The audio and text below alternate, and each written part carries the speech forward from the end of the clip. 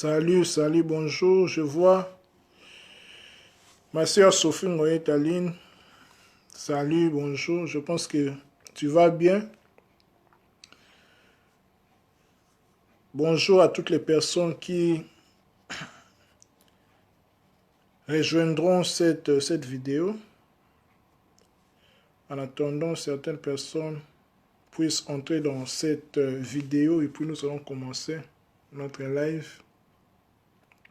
Nous allons parler sur, comme annoncé, notre thème d'aujourd'hui, c'est puissance de la pensée, la réalité du travail spirituel. Nous allons parler sur ces sujets à propos de la pensée, car c'est un sujet vraiment très pertinent, très capital pour l'humanité, pour nous les êtres humains, parce que je parle toujours de l'optique de connaître toi-même. C'est très important. L'être humain connaît toutes les choses qu'il peut connaître, mais il s'est oublié à se connaître. Chose grave. Donc l'être humain cherche à connaître toutes les choses, mais il s'oublie de se connaître. Bonjour mon frère. Bonjour à toutes les personnes qui rejoindront cette vidéo. Je pense que le son est bon. Je peux commencer déjà. Donc le thème est puissance de la pensée, la réalité du travail spirituel. S'il y a des personnes qui veulent participer, qui m'envoient l'invitation sur l'icône là pour qu'ils participent, parce que j'aime toujours que mes lives soient interactifs. Voilà. Puissance de la pensée, la réalité du travail spirituel. Comme je l'ai dit, l'être humain cherche à connaître toutes les choses, mais il s'est oublié à se connaître lui-même. Parce que, en réalité, comme il est dit, en réalité, en l'homme, c'est l'esprit. Quand nous parlons de puissance de la pensée, puissance là, c'est au pluriel. Nous allons en fait démontrer pourquoi la pensée, notre pensée est puissante, ou bien sont puissantes. Tout en expliquant la réalité du travail qui se fait dans le spirituel. Quand je dis travail spirituel, je vois ici travail de la pensée. Bien que la pensée est une des parties de l'esprit. Voilà. D'abord, il faut savoir que, comme je l'ai dit, en réalité, nous sommes des esprits possédant une âme, habitant un corps. C'est-à-dire que nous ne sommes pas notre corps. Je ne suis pas ça, ce n'est pas Kaling en fait. Mais Kaling est à l'intérieur. Kaling est invisible. Kaling est esprit. Je suis esprit comme vous autant. C'est-à-dire que l'être humain, étant esprit, ne dort pas. Ou bien ne se repose pas. Parce que tout est mouvement dans l'univers. L'être humain ne se repose jamais parce qu'il est esprit. L'esprit vibre, l'esprit est en mouvement constamment. Et puis je dirais même éternellement. Nous pouvons dormir, mais notre esprit, notre esprit travaille. Voilà le mot qui convient. Parce que travail, quand on dit travail, c'est-à-dire, nous voyons comment? Nous voyons le mouvement, le rythme et la vibration. Donc, c'est sans repos en fait. Voyez. Donc, nous sommes en constance travail. Ici, nous allons parler sur le travail spirituel, plus précisément le travail de la pensée. Avec notre grand thème, puissance de la pensée. Donc, la réalité du travail spirituel. D'abord, il faut savoir que l'être humain étant esprit, étant un être invisible, hein, est duel, si je peux le dire ainsi. Il est à la fois mâle et femelle. L'être humain est mâle et femelle. Comme vous le savez dans la Bible, quand on dit que Dieu a créé l'Adam, mâle et femelle, il les créa. C'est-à-dire que l'être humain, dans son essence, il est mâle et femelle. Il est masculin et féminin. Bien sûr, matériellement comme ça, corporellement comme ça, physiquement comme ça, on dira que Kalenga est un être masculin parce que c'est la dominance masculine qui s'est manifestée dans mon corps comme ça. Mais en moi, il y a aussi des principes, il y a aussi des principes féminins. Comme pour autant aussi pour les femmes sont de la dominance, de la matérialisation féminine comme ça, mais en elles aussi, il y a le principe masculin, c'est-à-dire, quand je dis principe masculin et principe féminin, c'est-à-dire, les principes masculins, c'est les principes qui, comment je peux le dire, qui émet en fait, qui donne. Et puis les principes féminins, c'est les principes qui reçoivent. C'est la réceptivité en fait. Voyez, c'est ça en fait ce que nous devons comprendre. Donc en nous étant esprit, nous avons en même temps les principes mâles, donc masculins, et les principes féminins, donc féminins. Voilà. Et puis comme nous parlons ici du travail spirituel, plus précisément sur le travail de la pensée, il faut savoir que la pensée peut être aussi synonyme de l'intellect et de l'esprit. C'est le principe masculin dans notre corps physique. Quand je dis penser ici, je le compare en fait dans... comment? C'est le principe masculin qui habite dans la maison. Je vois le corps physique comme une maison. Et puis l'esprit est comme un maître. Et puis l'intellect ou la pensée, c'est comme des valets, c'est-à-dire un disciple, un serviteur de l'esprit. C'est-à-dire que la pensée est un fils, si je peux le dire ainsi, la pensée de l'intellect est un fils de l'esprit qui est en fait un père, un maître qui habite la maison qui est le corps physique. Comme je l'ai dit, la pensée ou l'esprit, ça fait partie du principe masculin dans le corps physique. Et puis vous allez me demander, mais Kalinga, alors le principe femelle dans le corps physique, c'est quoi? C'est le cœur et l'âme. Là, on va les toucher, je pense, au cours de cette vidéo, on va en parler. Mais là, on parle plus sur l'esprit, la pensée, l'intellect.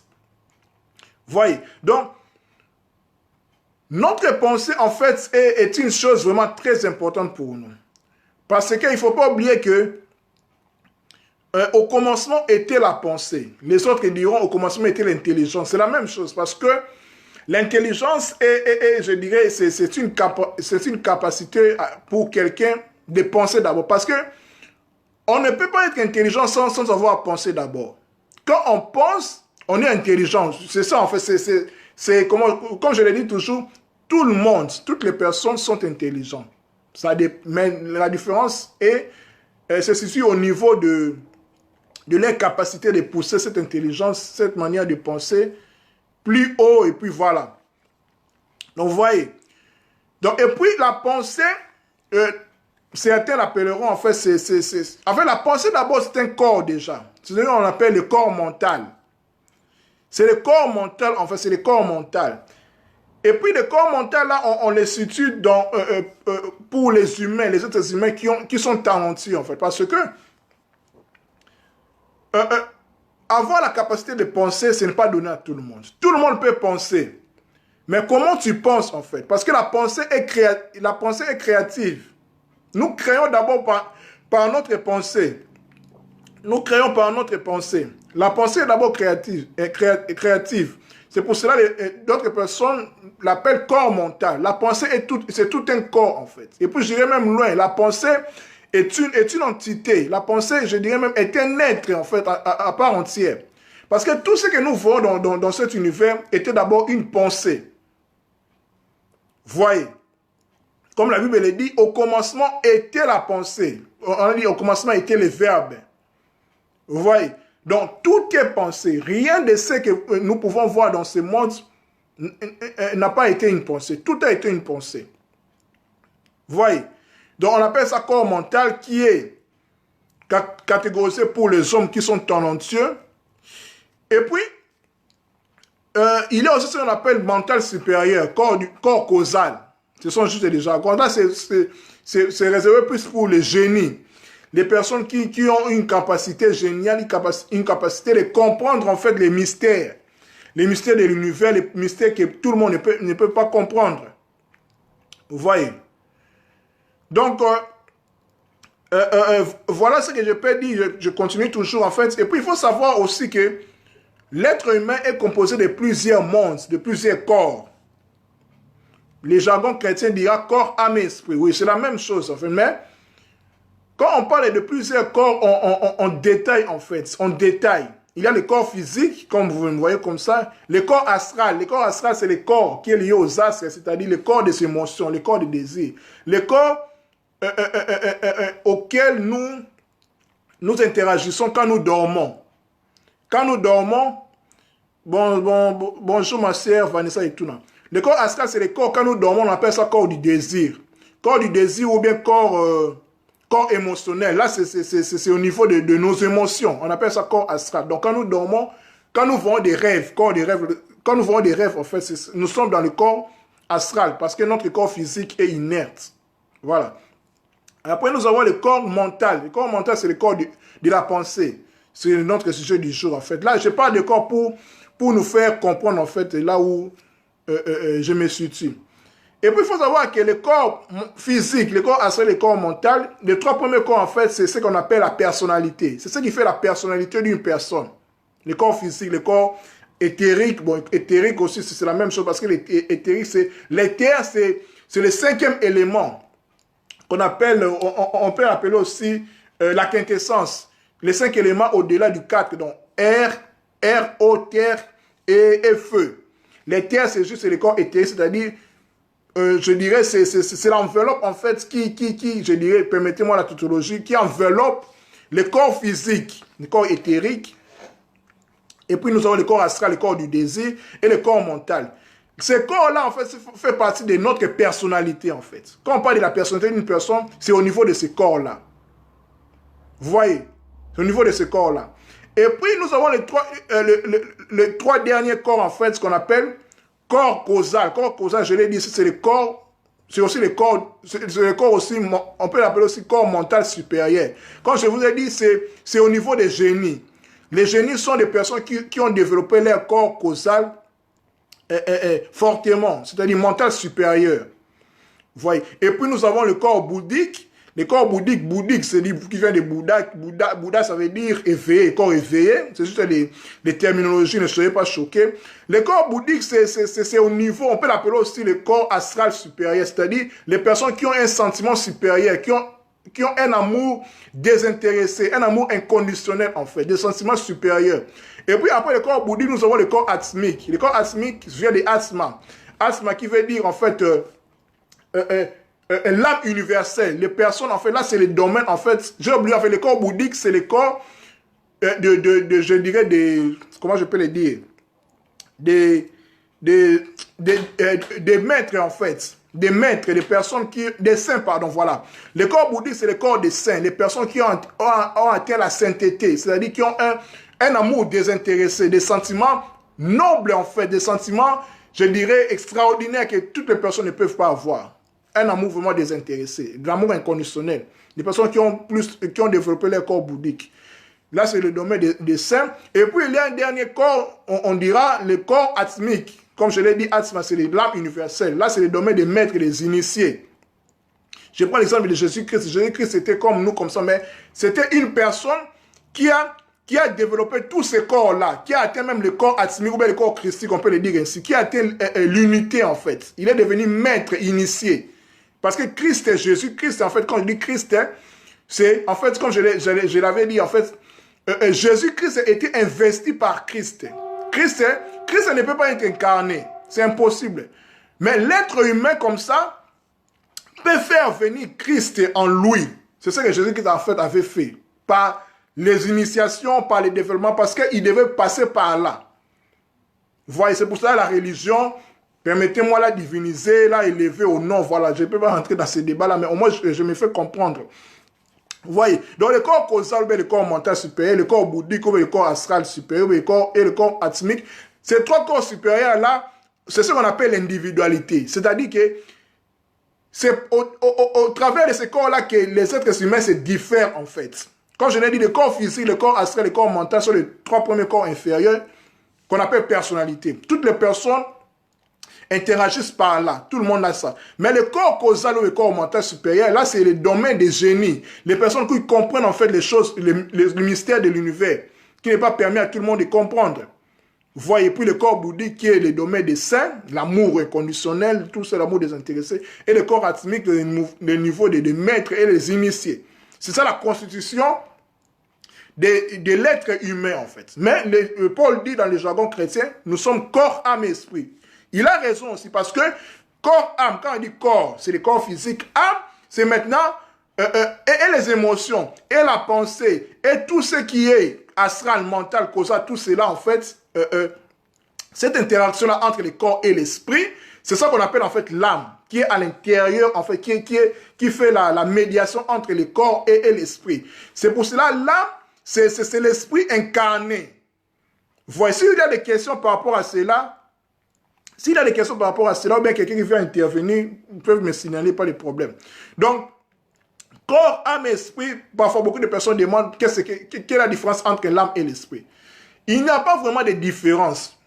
Pour moi, j'ai compris en fait avec ma petite connaissance, j'ai compris que l'âme, c'est l'esprit qui s'incarne. C'est-à-dire, excusez-moi, en réalité nous sommes esprits, c'est-à-dire nous venons du monde spirituel, nous sommes comme des germes d'esprit.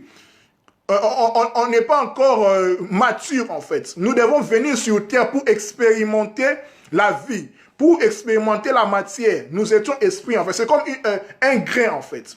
Dans ce grain-là, il y a déjà comment? L'arbre en devenir. Vous voyez? Donc pour que cet arbre-là devienne, pour que ce grain-là devienne arbre, il doit être sémé sur terre. C'est ce qui s'est passé avec nous, ce que Dieu a fait avec nous.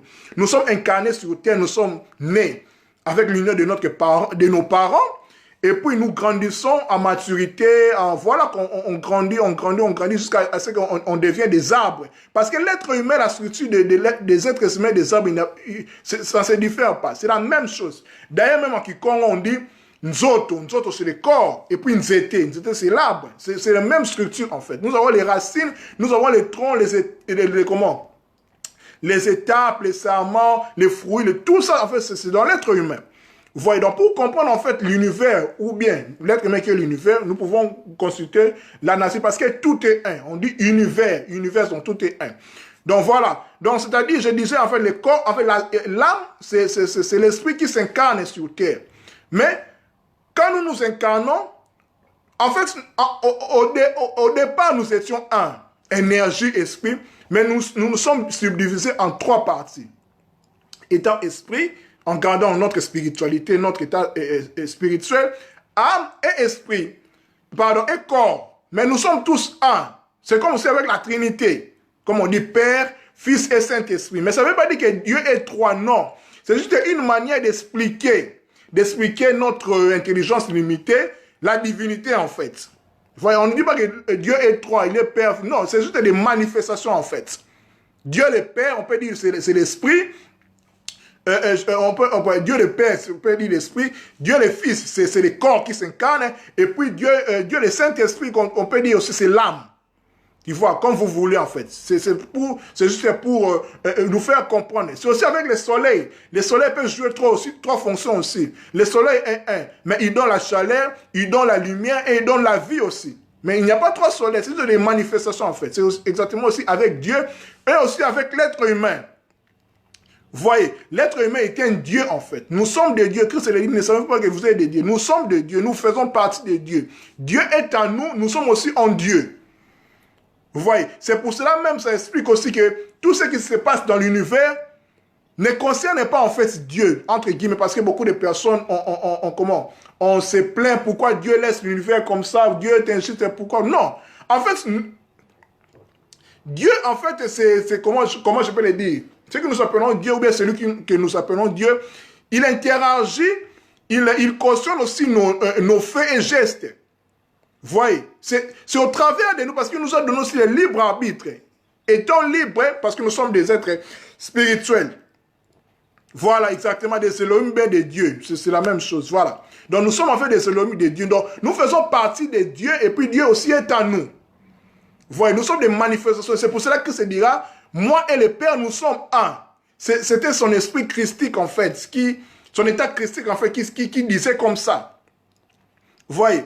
Donc revenons à notre... Là, c'est juste une grande parenthèse pour expliquer, ça part toujours de la même chose. Donc, nous parlons de la puissance de la pensée, la réalité du travail spirituel. C'est le chapitre 1. C'est une série des lives, des exhortations qui a pour grand thème puissance de la pensée. En fait, c'est pour expliquer que nous sommes esprit. Et puis la pensée, c'est une des caractéristiques de l'esprit, parce que beaucoup de nous, nous ignorons en fait, parce que nous sommes responsables de nos vies en fait. Cessons d'accuser d'autres personnes, cessons d'accuser Dieu ou bien les diables. Non, parce que celui que nous appelons Dieu ou bien Satan en fait, vivent en nous, parce que en fait, nous sommes de Dieu, c'est-à-dire nous avons le pouvoir en fait de créer. Et puis nous créons au travers de nos pensées, ce que nous pensons en fait. Et puis quand nous pensons maintenant, il y a ce qu'on appelle les émotions. Parce que les émotions, moi je les définis comme la réaction du corps physique au mental, de notre pensée. Vous voyez, c'est ça en fait quand nous réagissons en fait. Donc, les émotions en fait viennent de ce qui vient à l'extérieur. Quand ça vient de l'extérieur, nous pensons directement parce que le mental fait en fait la logique en fait. Pourquoi ces choses sont devenues comme ça? Pourquoi? Et puis ça se répercute dans nos émotions, dans notre âme en fait. Et puis nous, directement ça vient du corps. Et directement ça comment dire ça se matérialise dans le corps. C'est pour cela il y a des maladies qu'on appelle maladies psychosomatiques. Psycho c'est psyché, qu'on appelle psyché c'est en grec c'est l'âme en fait. Les maladies des l'âme et du corps. Vous voyez? Donc, en fait, je peux aussi aller plus loin pour dire que beaucoup de maladies, c'est l'être humain lui-même qui se rend malade. Par sa façon de penser, par sa façon de réagir. Par exemple, si tu as de la haine, tu as de l'envie, tu as un mauvais cœur, ne sois pas surpris que tu sois malade, que tu aies des AVC, tout ça. En fait, c'est ça. Nous sommes responsables de nos maladies, de nos situations. C'est pour ça que je dis toujours qu'il n'y a pas de victimes ni de bourreaux. Arrêtons, cessons d'accuser les autres. Car nous sommes responsables. C'est la responsabilité de nous-mêmes. Le plus grand problème, en fait, est que nous ne nous connaissons pas assez. C'est pour cela, grâce à ces vidéos, sans prétention, j'essaie un peu à nous rappeler toujours de nous connaître nous-mêmes. C'est très important. C'est pour cela qu'on dit, connais-toi toi-même et tu connaîtras les dieux et l'univers. Parce que tout est en nous. Voilà. Et puis, il faut savoir aussi que la pensée ne se perd jamais. Toute pensée ne se perd jamais. C'est pour ça que je dis toujours que, même à propos de la prière, en fait, c'est une pensée. La prière est une pensée. C'est pour cela, Dieu ou bien les anges,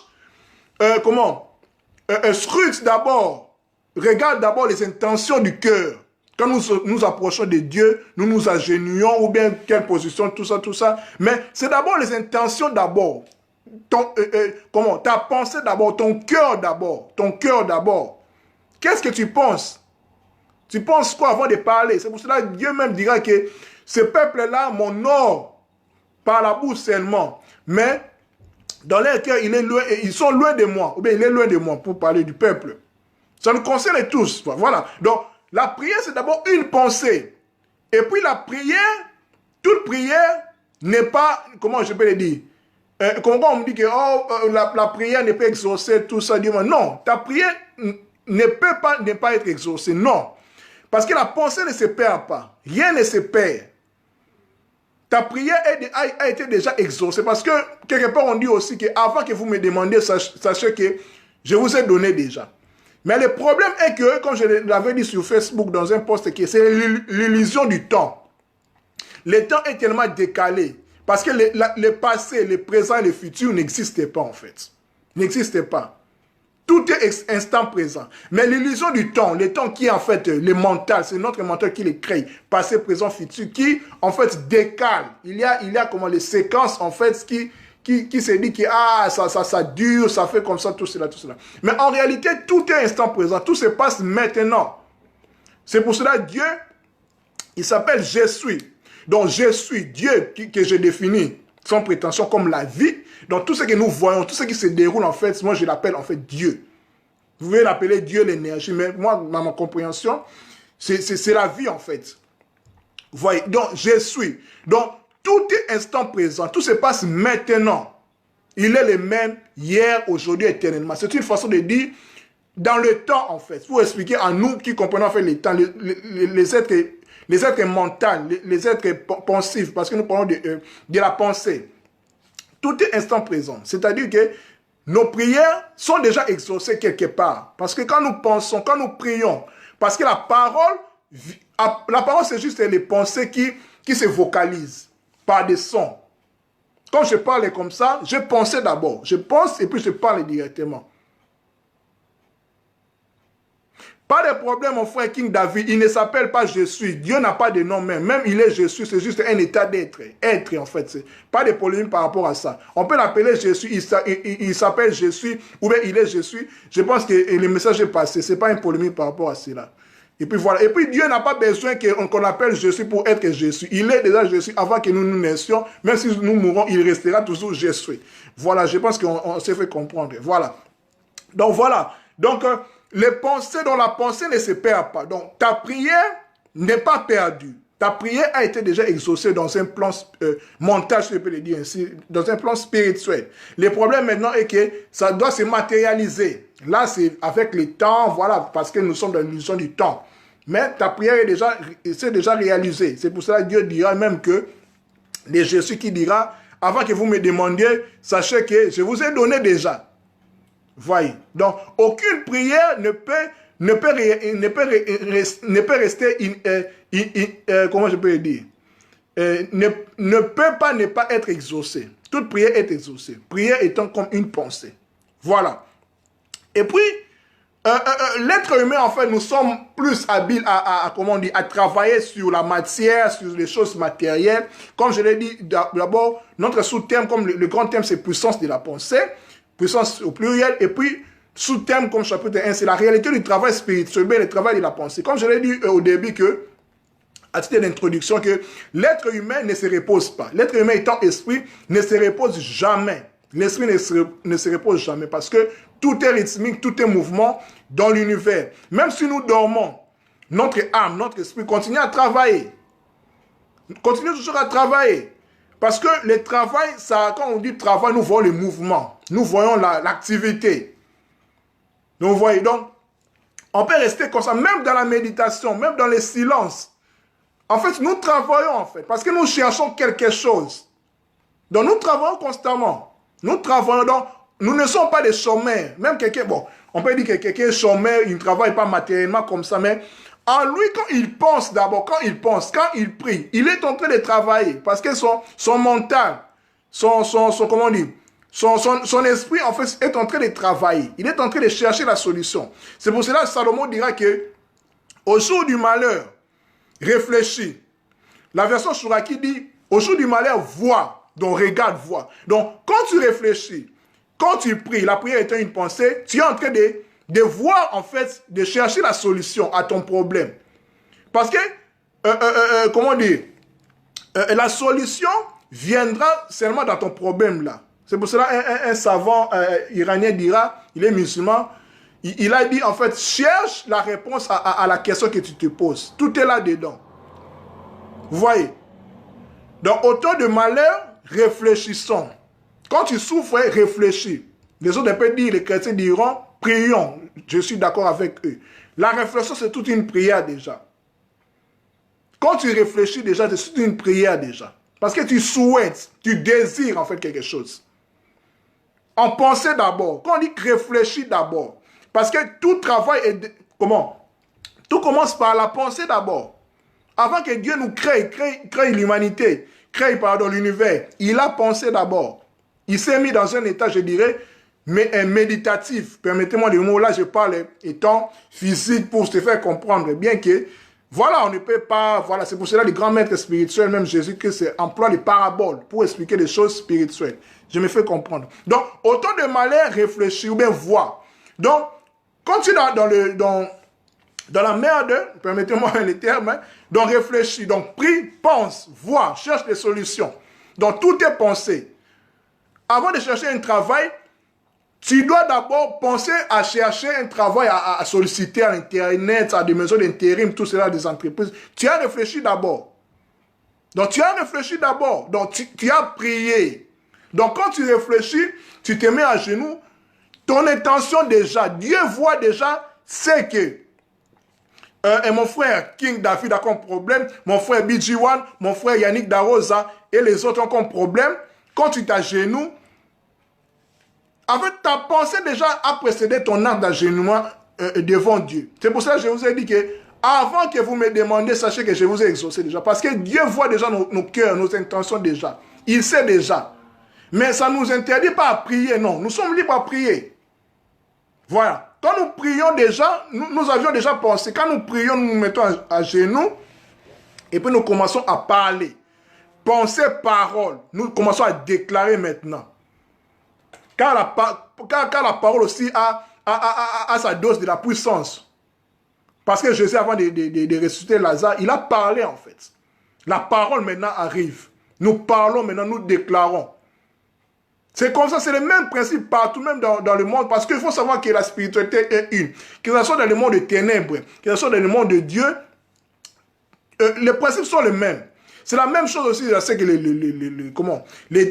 démons ou bien les occultistes se font pour manger quelqu'un ou bien pour faire du mal à quelqu'un. Ils pensent d'abord et puis ils déclarent, ils font des incantations, des rituels aussi. Vous voyez, ils parlent en fait parce que c'est la puissance en fait. La vie et la mort, c'est dans la langue. Voilà. Quand nous prions déjà, nous déclarons maintenant. Là où je pars, je dois, Seigneur, fais-moi grâce. Tout ça. Mais avant cela, tu as pensé d'abord. Tu as réfléchi d'abord. Tu as vu. Parce que quand tu penses, tu es en train de voir. Donc tu as fait un plan dans ton mental en fait. Tu vois déjà comment tu vas aller dans ton rendez-vous. Tu vois déjà ça dans son mental. Et puis tu déclares. Et puis tu pars avec ton dossier. Pensée, parole, action. C'est ça, les trois niveaux principaux, les trois niveaux, je dirais. À part ça, il n'y a pas d'autre chose pour créer une chose. Nous créons en pensée d'abord, en parole, et puis en action, nous partons. Vous voyez, c'est pour cela que beaucoup de personnes disent que ma prière, Dieu n'a pas exaucé ça. Non. Il faut parler, et puis il faut aller. Tu ne peux pas rester main croisée comme ça, non. Tu penses, tu parles, et puis tu vas. Quelle que soit la réponse qu'on va te donner, peut-être refus, tout ça, mais tu cherches en fait. C'est pour ça qu'on dit, cherchez, vous trouverez. Frappez, on vous ouvrira. C'est ça en fait le principe pour créer quelque chose. C'est ça la puissance de la pensée. Tu as pensé d'abord, tu veux avoir un travail, tu as pensé d'abord. Quand tu penses déjà, tu es en train de travailler déjà. Même étant chômeur, même étant célibataire, comme vous voulez, pardon. Quand tu penses, tu es en train de travailler déjà. Tu travailles, tu n'es pas chômeur en fait. Donc personne n'est pas chômeur. Personne n'est chômeur en fait. Parce que quand nous pensons, nous sommes en train de travailler en fait. Nous cherchons en fait des solutions de part et d'autre. Même Bill Gates, même le propriétaire Bezos d'Amazon, il peut être riche, mais il continue à chercher en fait les techniques, comment promouvoir son Amazon, tout ça, en pensant. Donc il est en train de toujours de travailler, bien qu'il soit l'homme le plus riche du monde. C'est ça l'être humain en fait. Nous sommes des êtres pensifs, donc nous travaillons constamment. C'est pour ça que j'ai dit la réalité du travail spirituel, c'est-à-dire le travail de pensée. Vous voyez, s'il y a des questions par rapport à ce que j'ai dit, ou bien des personnes qui sont venues en retard, vous pouvez toujours poser des questions par rapport à cela, ou bien d'ajouter quelque chose. Je suis là, non pas comme votre professeur, non, c'est juste, comme je l'ai dit toujours, ce que je partage, c'est ce que j'ai compris, c'est pas être vrai ou faux, mais vos questions seront vraiment les bienvenues pour expliquer, pour éclairer des zones d'ombre, ou bien s'il y a des personnes qui peuvent contredire, ou bien voilà, nous sommes là pour comprendre. Donc vous voyez, et puis, qu'est-ce qu'il a encore ajouté? Je disais aussi en fait, je voulais dire aussi en fait, nous faisons plus de travail au niveau de la pensée pour nous-mêmes d'abord. Mais quand nous voulons changer des choses au niveau mondial, ou bien au niveau de nos communautés en fait, c'est une bonne chose parce que tout d'abord est pensé. Mais il faut maintenant associer d'autres personnes qui pensent comme toi. C'est pour cela on crée maintenant les cercles, comme on dit, les cercles de réflexion, comme avec les francs-maçons, les rosicruciens, les Illuminati. Donc, il y a de ces personnes-là, des élites, qui influencent maintenant les masses. Toi-même, tu ne peux pas le faire. Tu dois trouver d'autres personnes. Ah, mon frère Bidjiwan pense comme moi. Ma sœur Deborah pense comme moi. Mon frère, voilà, pense comme moi, tout cela, tout cela. on assemble maintenant nos énergies, nos pensées, nos réflexions maintenant. C'est pour cela que la Bible dit, là où 2, 3 se ressemblent à mon nom, je suis là. Donc vous formez une énergie très forte, une conscience collective très forte, que toi-même tu ne peux pas changer. C'est pour cela que pour changer une nation, il faut avoir une élite très forte. C'est pour cela il y a des surgissements, des révolutions. Partout c'est comme ça. Des révolutions, des indépendances en fait. Les élites, en fait, ont pensé, donc nous devons changer les choses, nous devons faire des choses comme ça. Il y a révolution. Donc il y a plusieurs têtes, plusieurs pensées qui se sont mis d'accord pour faire changer les choses. C'est ça la puissance de la pensée. C'est ça la puissance de la prière. C'est ça la puissance de la réflexion. C'est ça la puissance des souhaits. C'est la puissance des désirs. Tout commence par la pensée. Tout commence par la pensée. C'est pour ça que je dis que personne n'est chômeur. Personne n'est chômeur. Tu peux être chômeur comme ça, tu n'as pas de job, pas de problème. Mais tu travailles en pensant, en cherchant des solutions pour ta vie, pour ta situation. Tu es en train de travailler. C'est pour cela que ce thème, je dis, la réalité du travail spirituel. Donc quand tu penses, c'est réel en fait. C'est réel, c'est réel, c'est réel. Moi, je l'ai expérimenté même, voilà, pour parler de mon expérience, rien qu'en pensant, parce que il y a de ces pensées-là, tu peux penser que c'est banal en fait. Mais quand tu penses à quelque chose, tu déclenches quelque chose. Tu déclenches quelque chose. Par exemple, quand tu penses en quelqu'un, quand cette personne-là est sensible, il peut sentir cela. Il peut sentir cela. C'est pour ça que les personnes qui ont développé ces techniques-là ou bien ces facultés-là, on appelle ça télépathie, tout cela. Les gens qui sont plus développés par rapport à cela. Ils peuvent se communiquer en pensée. C'est ça même, les Blancs ont transformé avec les téléphones, les WhatsApp, les Skype, tout cela. Nos ancêtres, je vais dire ainsi, l'utilisent avec la science. Bon, pas pour choquer d'autres personnes, mais je parle de ce que je peux prouver, de ce que j'ai compris. Les sciences Kindoki. Quand on parle de Kindoki, oui, nous voyons Kindoki, ça m'a baissé la sorcellerie, tout cela. Non, calmons-nous. Kindoki, c'est juste la science multidimensionnelle de la tradition Congo. Kindoki, c'est ça en fait. Mais maintenant, il faut savoir aussi que la connaissance n'est ni bon ni mauvaise. La connaissance est neutre. C'est pour cela que tout est. Les principes de Dieu sont la même chose. Mais le diable vient pour inverser. Vous voyez? Les personnes qui ont... C'est pour cela qu'on dit toujours dans les initiations, quand tu rentres quelque part, il faut que ton cœur soit transformé d'abord. Parce que ce que tu reçois là, c'est pour cela même Christ te dira, on ne donne pas de perles au pourceau. Sinon ils vont piétiner cela. Quand ton cœur n'est pas forgé, quand tu n'es pas développé, tu ne développes pas l'amour, tu ne développes pas la compassion, la miséricorde, la connaissance que tu as, tu peux faire ça, tu peux faire du tort aux autres. Tu vois, c'est pour cela qu'il y a de ces connaissances-là qu'on ne peut pas te donner, parce qu'on voit d'abord l'état de ton cœur. Il y a de ces choses qu'on n'accepte pas parce que ça ne veut pas dire que Dieu ne refuse de nous donner, non. Mais Dieu ne nous permet pas dans ces moments-là parce que nos cœurs sont mauvais d'abord. Il voit que si je donne ces choses à Kalinga, est-ce que Kalinga, son cœur vraiment est prêt à aimer, est prêt à supporter les autres? C'est ça en fait. Parce que la connaissance a un prix.